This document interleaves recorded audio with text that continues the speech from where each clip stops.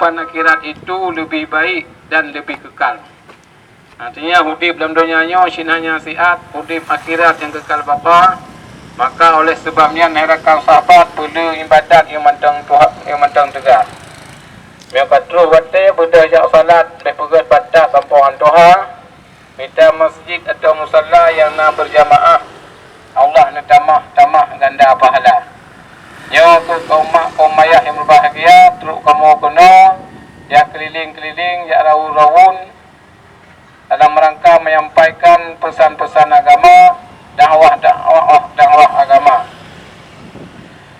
Kaum mak yang tua, kaum ayah yang berbahagia, kaum muslimin dan muslimat umat Muhammad asal surga.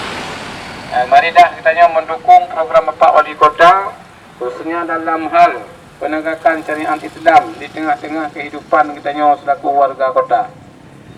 Menanci kita anak tua untuk mengingat Allah Subhanahu Wa Taala, tak bersyukur terhadap nikmat yang kau beri umat, nikmat hidup, nikmat sehat yang lagi rupa, kau beri umur kadang-kadang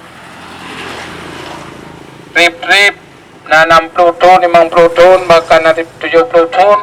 Ia adalah maksud dan tujuan untuk kita tak perlu amal ibadah kepada Allah Subhanahu Wa Taala.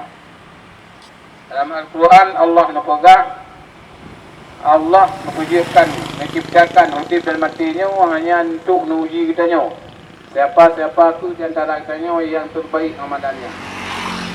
Alladzi khalaqal mauta wal hayata liyabluwakum ayyukum ahsanu amala. Ya, maka oleh karenanya kaum muslimin dan kaum muslimat umat Muhammad asal surga, kamu katu langkah sono untuk menyampaikan pesan-pesan agama, dakwah agama, menyampaikan visi misi dari Bapak Wali Kota dalam hal penegakan syariat Islam di tengah-tengah warga Kota Banda Aceh. Maka oleh karenanya kamu berharap sangat untuk dukung program-program tersebut. Mari kita tegakkan syariat Islam dalam semua lini kehidupan. Baik dalam hal kita berpakaian, berpenampilan, lebih-lebih dalam hal kita mencari rezeki, mencari nafkah untuk kebutuhan hidup di dalam dunia. Namun dalam hidup tentunya semua untuk lebih akhirat. Karena hidup dalam dunia sinanya siat, hidup akhirat tinggal yang kekal bapa. Maka oleh sebabnya harakan sahabat perlu ibadat yang mantang tegak. Artinya menyokatru bakwate budaya salat berpegat pada sampuan Tuhan, minta masjid musalla yang na jamaah, Allah nak tamah ganda pahala. Ya, kaum muslimin dan muslimat yang berbahagia, kaum mak yang tua, kaum ayah yang berbahagia, cut adik yang kamu sayang, cut abang yang kamu bangga, kamu yo naku tim dai perkotaan di bawah Dinas Syariat Islam Kota Banda Aceh. Terus yang lagi rupa maksud dan tujuan yaitu untuk menyampaikan pesan-pesan agama, dakwah agama, khususnya dalam hal penegakan syariat Islam, dan sambilan kita juga mendukung yaitu program Bapak Wali Kota dalam membangun Kota Banda Aceh, Kota Gemilang, yaitu di dalam bingkai syariat Islam. Ini maksud dengan syariat adalah ketentuan-ketentuan, norma-norma agama. Jadi Islamnya cukup tatanan hidup katanya, dari hal yang paling kecil sampai yang paling raya.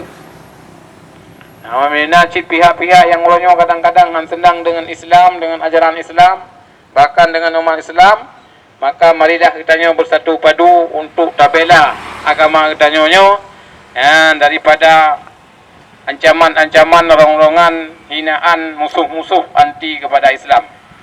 Yang mihana tak mulai daju, mungkin tengok buatnya akan menanggap sehingga hancur tanya.